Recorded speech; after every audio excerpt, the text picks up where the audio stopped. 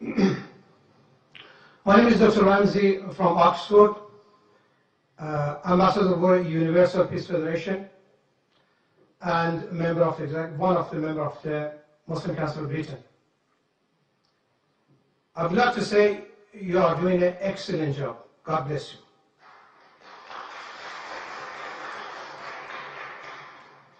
Now my question, Dr. Zakir Naik, in your opinion, is Islamophobia a real phenomenon? And if so, how do you suggest it can be tackled? Does the responsibility lies with the Muslim community, or should Western society be doing more to breach this barrier of fear? I'm talking about the fear. All phobias are fear of unknown. Thank you. The brother asked a very good question, that is Islamophobia a real phenomena? How should it be tackled? Is it the responsibility of the Muslim community to do it? Yes, there is Islamophobia, especially in this 21st century. And as I mentioned in my speech, I believe one of the major reasons for this Islamophobia is the media. And I said in my speech that the media spreads several misconceptions about this religion of Islam.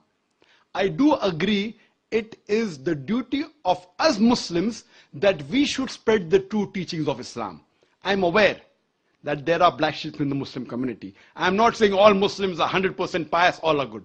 There are black sheep in every community, including Islam. What does the media do?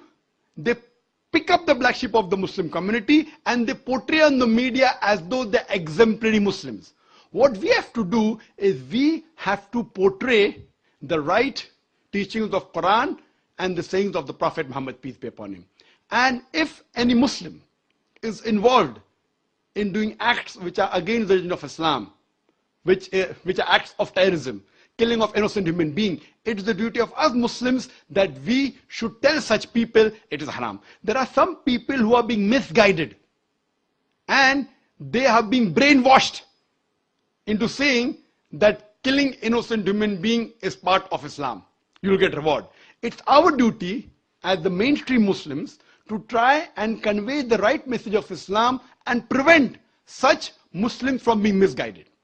That's point number one. Point number two, it's our duty to tell the government of the country where you're living that Islam is a peaceful religion.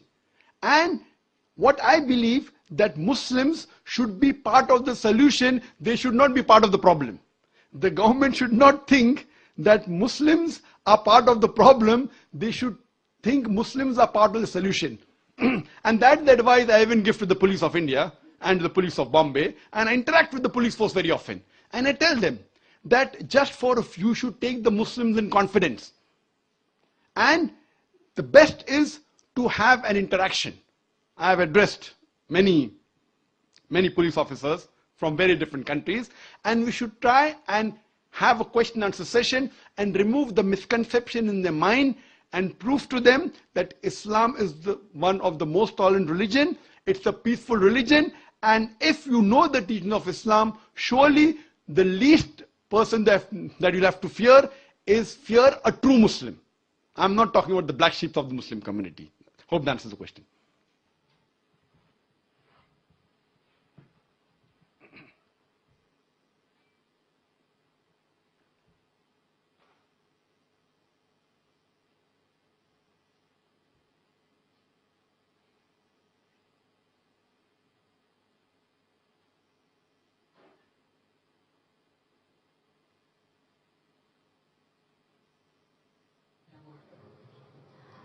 Dr. Naik, I'm Yasmin, I'm a student at the university, and my question is sort of related to the last question.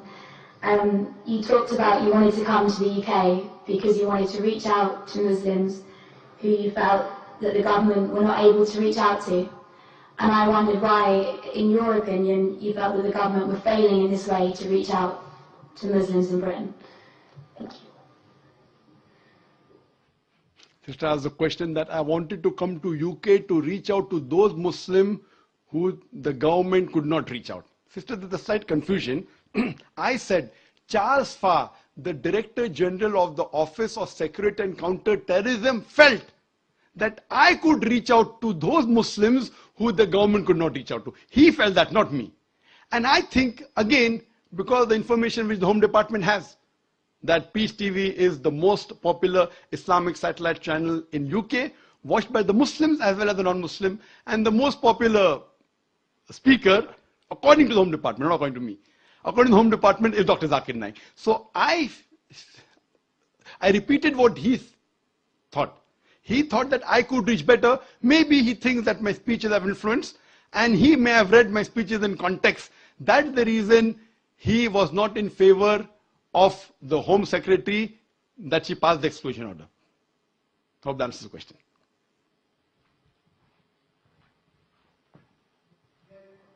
Do you think that he has a point? Do you think that, in some sense, the government are failing to reach out to Muslims? Yes. If you ask my opinion, that do I agree with the thoughts of Charles Farr that the government is failing out? Yes, I do agree with him. I do agree because, as I said in my earlier answer, that the government should not think that Muslims are part of the problem. The government should think that Muslims are part of the solution. Because a Muslim, there are many Muslims who are British citizens, and it's the duty of every Muslim to follow all the laws of the country staying in, as long as the law does not force him to do something which is prohibited in the religion or prevents him from doing something which is compulsory in religion. As far as India is concerned, I do not know of any rule or any law in the constitution which forces a Muslim in India to do something which is prohibited. Neither does it prevent me from doing something which is compulsory. So I am a practicing Muslim and I'm proud to be an Indian. So I'm proud to be an Indian Muslim. Similarly, there are many Britishers who I feel may be feeling the same. They may be Muslims and they may be following the laws of the country, so they're British Muslims. So I feel that the government should take in confidence, and what they should do, that they should see to it that this maligning by the media should stop. And the best example is myself. I mean, there are 100 million viewers of Peace TV. And there are millions of people who tell that I am the ambassador for peace. They say I'm a peaceful person. There are many heads of states of several foreign countries, many. They have called me as the state guest. So do you mean to say all these state guests of several countries, the president, the prime minister, the king, the sheikh, they meet me, they have dinner. Do you mean to say they're meeting a person who is promoting terrorism? A person who spreads hate? So what I'm saying, that this is all again manipulated by the media. So the government should not fall prey to the media and take any decision hastily. What they should do, they should give a chance for the person to clarify. And then I'm sure that most of the misconception will be removed, and I'm sure that UK would be a more peaceful country to live in. Hope that answers the question.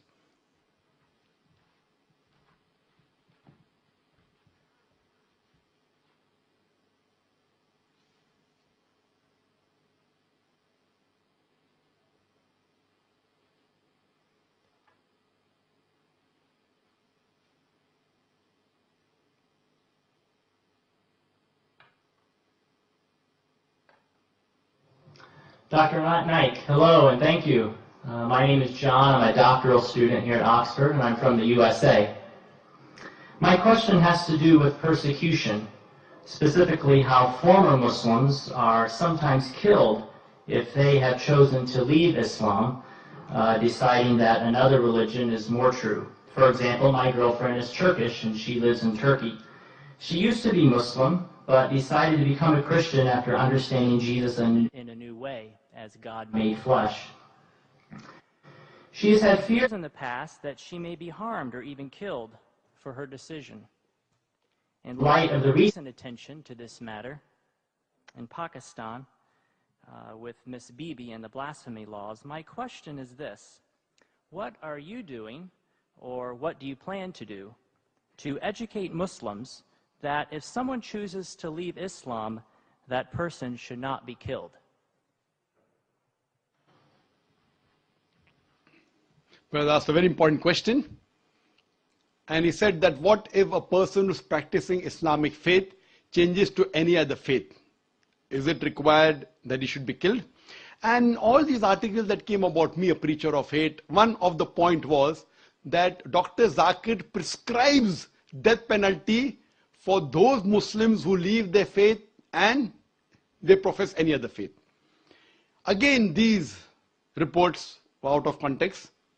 They took up a portion of my speech where I said that many scholars say that a Muslim who leaves this faith and professes any other religion, death penalty is the punishment. But I went on to further say that death penalty is not a standard punishment for any Muslim who leaves this faith and professes any other religion.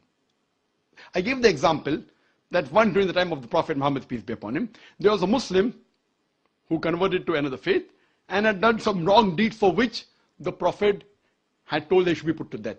But later on, when Hazrat Usman, may Allah be pleased with him, he approached the Prophet and said that the man should be forgiven. The Prophet pardoned him. This incident proves that death penalty is not the standard rule for any Muslim who changes his faith. If he does some act which requires to be punished by death, depending upon the act he has done.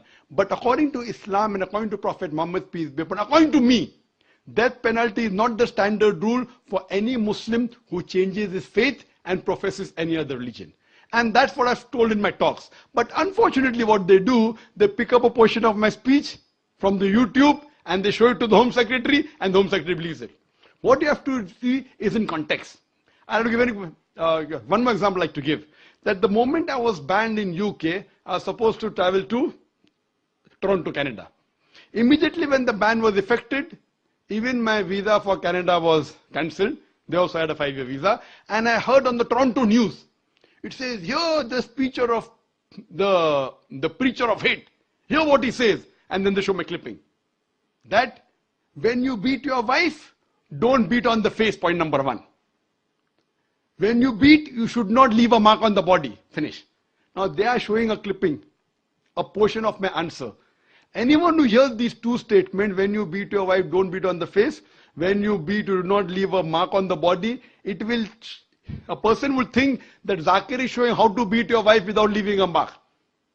It was a portion of my answer when a non-Muslim asked the question that doesn't the Quran say that you should beat your wife? And I said the Quran says in Surah Nisa, chapter number 4, verse number 34. It says that when your wife is disloyal to you, first you admonish her. Point number 1. Admonish her first. Then you stop talking to her. Then stop sharing her bed. Then you can beat her lightly. The Arabic word is daraba. And when someone asked Ibn Abbas, may Allah be pleased with him, the companion of the Prophet, he said it means like beating with a toothbrush. And further the commentary says, so the Prophet said, when you beat your wife, you should not beat on the face, point number 1. Beat her in such a way that there's no mark left on the body. So this part was shown, and I continued. Islam and Quran never suggest wife bashing. It means you should beat with the toothbrush lightly. In modern terminology, I said beating with a handkerchief. Just a symbolic beating, such that you don't beat on the face, even the symbolic beating, and don't beat in a way in which there's no mark left on the body. That means it's an admonition. It's just a symbolic beating. So they cut off all the portion and show only 2 sentences of mine, and they promote that Zakir is a person who's against women. So these things were also done regarding the death penalty for a person who changes the faith from Islam. But as I told you, in Islam, the standard rule is not death penalty for a Muslim who changes his faith to any other religion. Hope that answers the question.